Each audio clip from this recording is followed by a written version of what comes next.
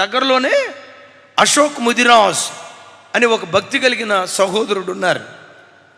ఆయన ఒకరోజు నాతో మాట్లాడుతా అయ్యా, మేము ముదిరాజు కుటుంబం నుంచి రక్షించబడ్డాం. 15 సంవత్సరాలు అవుతుంది రక్షించబడి. నా ఆధ్యాత్మిక జీవితాన్ని గురించి చెప్పాలంటే ఈ 15 సంవత్సరాలలో ఒక్క ఆదివారపు ఆరాధన కూడా నేను మిస్ కాలేదు. సంవత్సరానికి వచ్చి 52 into 15. ఈ 15 సంవత్సరాలలో ఏ ఆదివారపు ఆరాధన కూడా, ఒక్క ఆదివారపు ఆరాధన కూడా నేను మిస్ కాలేదండి. మిమ్మల్ని అడుగుతా, మీలో ఎంతమంది నేను రక్షించబడిన నాటి నుండి నేటి వరకు ఎప్పుడు ఎన్నడూ ఆదివారపు ఆరాధన నేను కోల్పోలేదు? ఎంతమంది ధైర్యంగా ఈ మాట చెప్పగలరు? రెండవదండి, ఈ 15 సంవత్సరాల్లో ప్రతి ఆదివారం కుటుంబ సమేతంగా మందిరానికి వెళ్ళాం.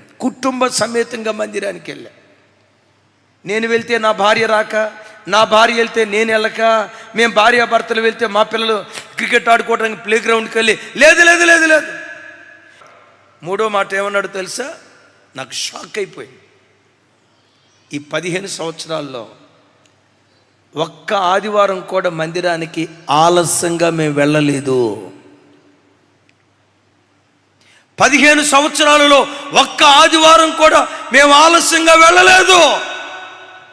ఆరోగ్యం ఉన్న రోజైనా, అనారోగ్యంగా ఉన్న రోజైనా, బంధువులు పెళ్ళైనా, ఇంకొకళ్ళ పెళ్ళైనా, ఆర్థిక పరిస్థితులు సహకరించకపోయినా 9ంటికి ఆరాధన అయితే 8:45 కల్లా మా పాదాలు దేవుని మందిరపు వాకిడి దగ్గర నిలవబడ్డాయి. ఆ మాట నువ్వు చెప్పగలవా తమ్ముడు? అమ్మా, ఆ మాట మీరు చెప్పగలరా? నేను రక్షణ పొందిన నాటి నుండి ఏనాడు మందిరాన్ని నేను కోల్పోలేదు.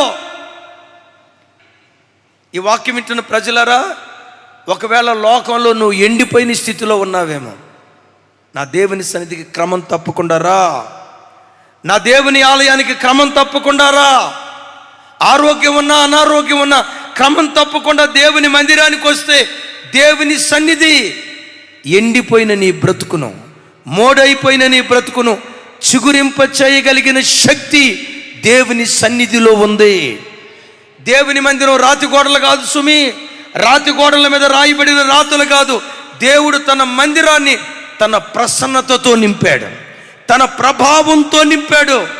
ఎండిన స్థితిలో నువ్వు మందిరానికి వస్తే ఎండిన స్థితిలోనే దేవుడు పంపించడు.